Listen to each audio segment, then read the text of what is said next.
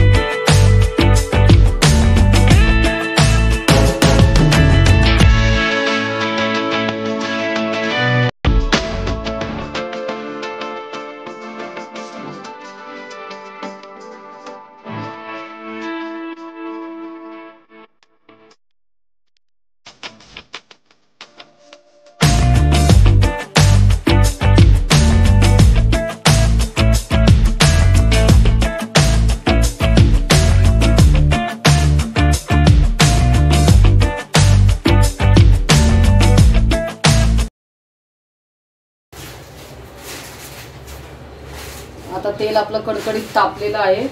त्याच्यात मी ह्या केलेल्या चकल्या सोडते. मीडियम गॅसवर ह्या चकल्या तळून घ्यायच्या.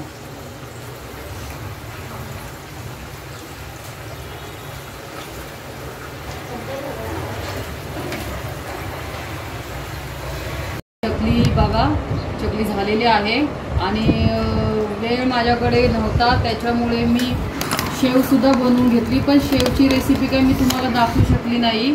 तर ही आहे शेव.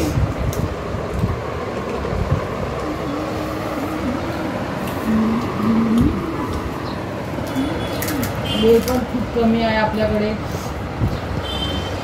ह्याची रेसिपी मी नक्कीच तुम्हाला दाखवेल.